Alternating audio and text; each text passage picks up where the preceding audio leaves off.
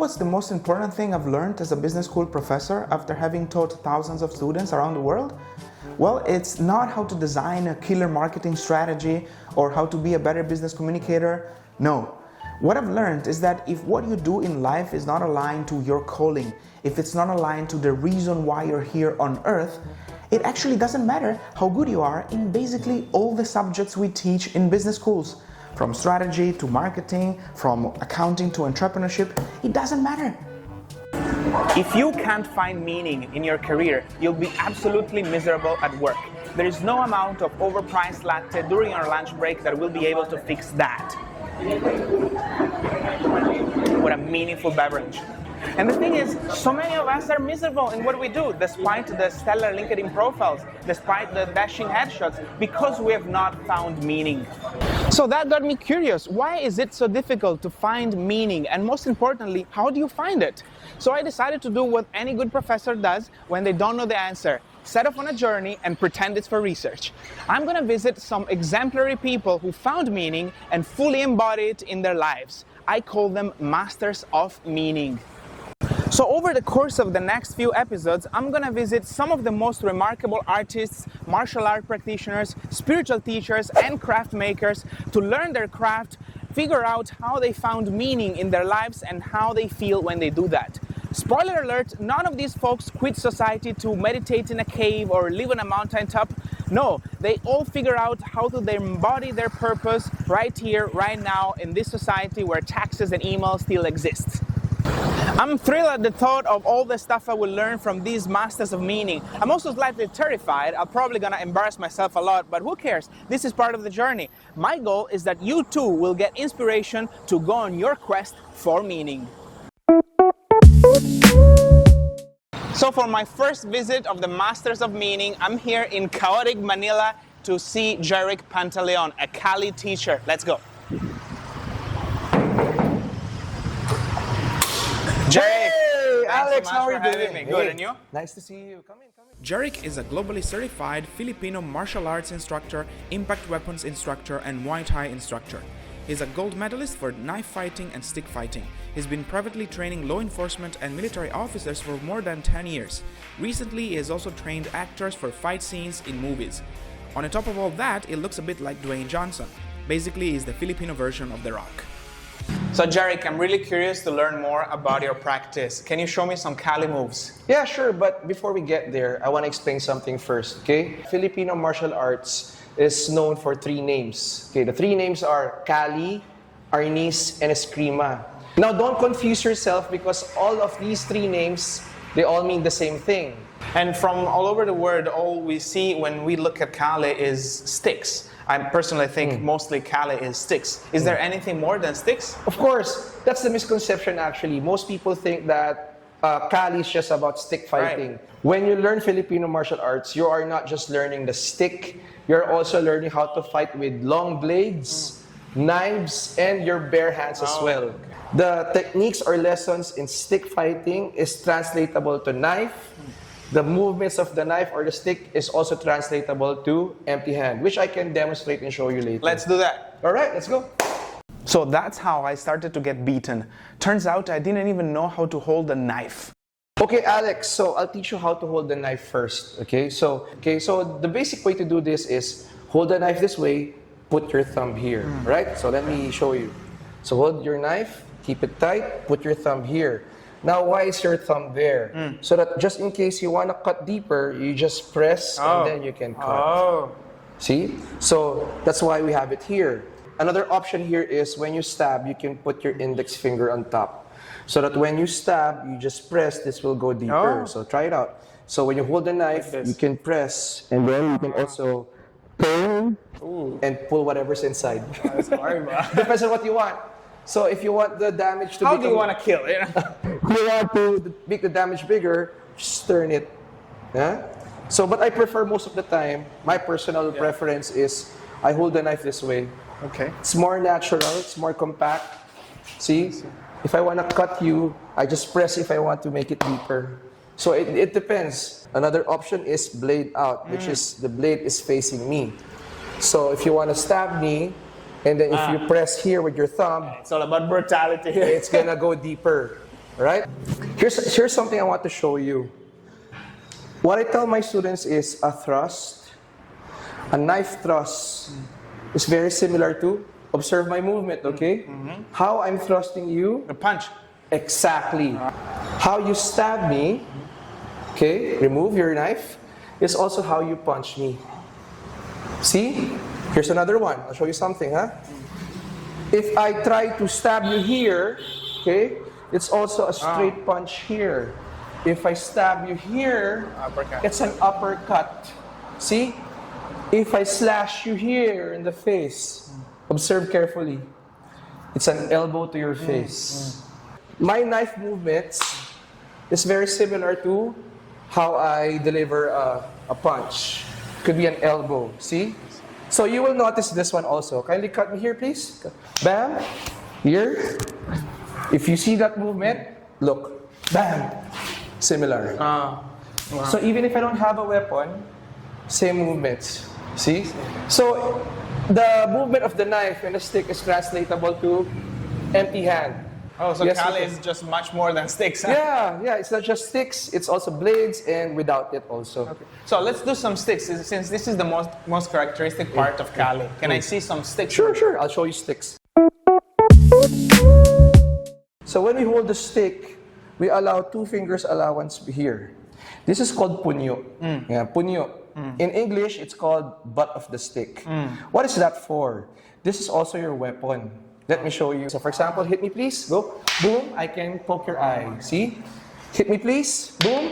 If you notice, I'm using my punyo That's to disarm you. Hit me please, hit me here. Bam, I can also smash your hand. For beginners, I make the student hold the stick here. Okay. This will be your shield, all right? So when you block, you hit me back. Oh. Okay, so down. All right. Yes, this side you block, hit me back. Good, down, hit back. Okay, good. Yes. Good, faster. Good. Good. Well. Yeah. Yes. Let's make it fun. Move around with me. Okay. Move around. Good. Oh, this is challenging. Yes. Good. Yes. Good. Sometimes you also have to duck. Squat. Go. Yes. Good. And it's not just about hitting. If you notice, I'm also thrusting you. I could I thrust you also in the do the eye. same? Yes, you just block. Like this. Yes. Okay, here. Good. Now, there is one thing you need to know about me. I'm a very slow learner. Let's do it faster. Come on, let's go. Faster. Block this. you go. Block this. Here. Good. I want speed. Come on, let's go. Speed will Come come on. next year. Here. So at that point, I was already really uncomfortable when Jeric came up to me and said, "Hey, this is too easy. Let's make it more difficult. I'm gonna try to stab you and you defend." So I'm going to stab you in the neck. You frame your arm, open it. Okay. Then this will grab my wrist. Okay. And then I try, look, using your entire body weight, you're pushing my hand. See? You're my arm. So I Okay. can't stab you. Right. But you have to stop me from Right. pursuing this attack. You just basically place your hand here. Okay. See? Gouge my eyes, In your eyes. break my nose. Oh. Ooh. So it's, see, my nose is Right. here, your thumb is here. Okay. That will give you enough time to run and escape. Okay. Are you ready? Here we go, here. Bam! So here. Yes, good. Here. Come on. Yeah. Sorry. Yes, good, good, good. Here. Yes. Okay, and here. I'm feeling you're using 30% of your strength. Oh, you want me to do 100? I didn't ask for it. Come on, let's go. Let's try. So that you can experience the real thing. Okay. All right, come on. Okay. Now here we go. Go. Yes. I'll only stop if you're able to poke my eye. Okay. The struggle is real. It's coming. Yes, good. Holy shit. Yes. So I was way out of my comfort zone at this point when Jeric says, "Hey, this is over, but wait, it's not over. There is one more thing." Okay, so we're done with the session. You've learned a lot. But before we actually finish the session, the actual finish, I want to give you your baptism of fire. What is that? So I usually give this to my first-time students. and I want you to experience this. Okay. So Alex, you want to try What is it? the baptism of fire I was talking about? Wait, what is it? So the objective here is you have to cut and stab me as many times. Oh. And I have to do the same to you. So let me see if I'm getting this straight. We're killing each other basically here on my day one. So the goal here is for you to stay alive by not being cut or not being stabbed. Okay. And your goal here is you have to kill me Oh God. with your knife. So are you ready? Oh, okay, I'm ready. All right, Pugay. Okay. Nod your head, Pugay. All right, go. Let's fight. Go. It's good.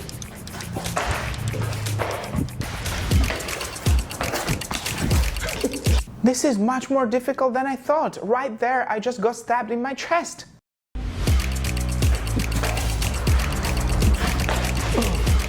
Right there, I got stabbed again. Now, we all know what would have happened if this was a real fight, right? So after I got stabbed around 20 times, which you don't need to see because Jeric kindly asked me not to show you his fighting techniques, I finally got to sit down with Jeric and ask him how and why he found meaning in this practice. So Jeric, thanks so much for this. Yeah? After all these drills, I've embarrassed myself a lot. Enough, I would say.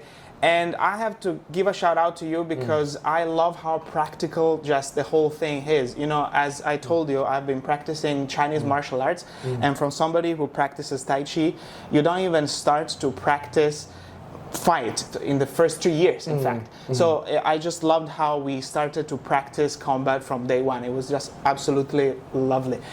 Anyway, let's get to brass tacks. I'm really curious to know more about how you came to learn, you came to understand that Kali is the thing you want to do and teach in your life. Okay, so I started martial arts when I was around 12. But back then I was doing hand-to-hand combat. I didn't do weapons back then. So I did a lot of boxing, taekwondo, Muay Thai. However, I noticed that, okay, I can defend myself using my hands, my legs, I can wrestle, I can grapple. But what if somebody pulls out a weapon on me? Somebody pulls out a knife, a baton, a stick, or any sharp object. And then I realized, wait, I'm in the Philippines, I am Filipino. Why not study Filipino martial arts? Because Philippines is known for knife fighting and long blades. So that's when I decided to take it up. So I went to the teachers who are teaching, learned from them, and then from there I realized, hey, this is something I want to do long term.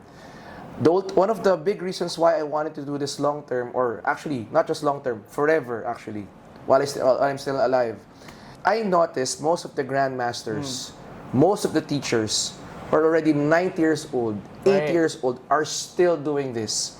And even at their old age, they are so efficient in practicing and teaching. So I said to myself, I want to grow old that way. That's how I want to be like. So if I'm going to last in this lifetime, if I'm going to last in this world for 80, 90 years old, that's what I want to end up doing. I want to teach, promote, practice Filipino martial arts till my last breath. Yeah. You know, it's funny you say that because sometimes when we're a bit stuck in life, one of the things that helps us the most is to visualize how we would like our life towards the end look like. And I think basically without even knowing you did it. So this is amazing. But I also read other interesting points in your story, which is one, you want to promote Filipino local culture, which seems to be kind of let to be forgotten because it's very difficult to find actually a Kali masters. I mean, I had a lot of challenges trying to find you. You were one of the few who actually promoted yourself as a teacher. So that's one. And obviously another aspect is the practical aspect, which is just so in your face from any other martial artist, from any other martial art in Asia, from karate to taekwondo. This is so practical, right? It's just self-defense straight to the point. So I love that. Also, I have a follow-up question on this, which would be, what is the deepest reason why you're learning Kali? You know, hey, and here I'm gonna press you a bit, because teachers, martial art practitioners, martial artists in general, of course, we do it for defense, we do it for fitness, but there also are psychological reasons behind, right? And in my case, I actually thought about it for a long time. And in my case, it's the fear of death. So it's pretty deep, right? So in your case, what is that fear or emotion or psychological state behind, the deepest reason why you got into Kali? Is there anything? Yes, yes. Okay. Now, I'll start first with what I believe and what I've learned in life. All of us, you, me, and everyone else, we have this thing called primal inclination. What is that? It's basically, you are born for a reason. You are born for a purpose. You are born to do something. In short, you exist for a purpose. You exist for a reason. And for me personally, I believe that I was born to teach and promote and spread Filipino martial arts all over the world. And why do I say that? You will notice it is something that you think about every day. Oh yeah. If you can't stop thinking about Absolutely, it, yeah. whether you're eating, doing your work, even before going to bed, sometimes you daydream about it or you're actually dreaming about it. If you think about it all the time, sometimes, or actually most of the time, that's actually the sign that you're meant to do it. So that's exactly what happened to me. Because I was thinking about martial arts when I was young, and then even as an adult, in my 20s, in my 30s, while doing my work, it crosses my mind. Driving, going home, I think about still it. have it? Yeah, Oh it's my still, God, it's that's crazy. I was like, yeah. it's like an obsession. Yeah, Yeah. you could describe it as an obsession. So I was like, you know what? It's a healthy obsession. It's martial arts. It's good for my health. I'm gonna learn something. Might as well get into it. Right. And You gotta follow it as well. That's not easy. Some people don't follow that intuition. Yeah. You got to follow Yeah. that. So that's one of the best decisions I've made. I follow that You follow intuition. that, yeah. Yeah. That's So critical. I entertained that thing in my mind, that thought, and then I noticed that it was my purpose because every time I get into it, something seems to go right. But don't get me wrong, I have my challenges also, of course.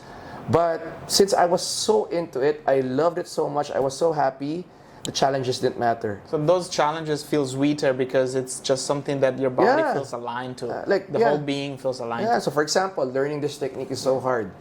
But since I want it so bad, I loved it so much, I kept on trying to learn it. I didn't stop.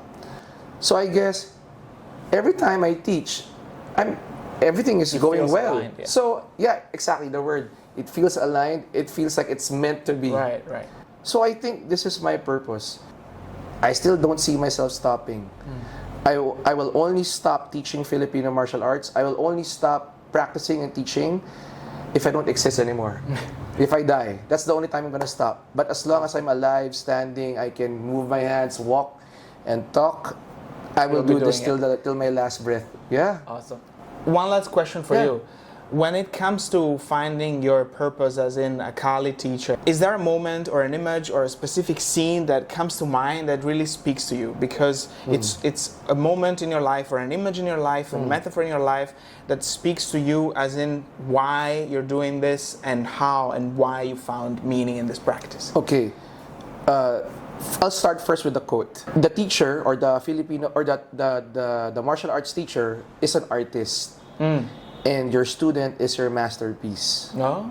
So when I teach my students, I treat them like my masterpiece. So I really bring out my best in teaching them. And I'm sure they feel that. Maybe that's the reason I why. felt that, yes, Thank absolutely. you. Maybe that's the reason why I have students who've been with me for more than 10 years now.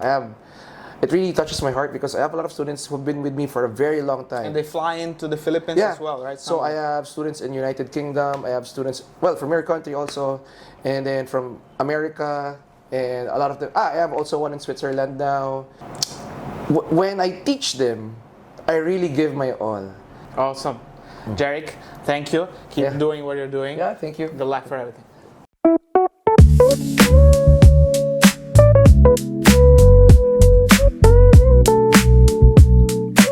Good professors, that's when they don't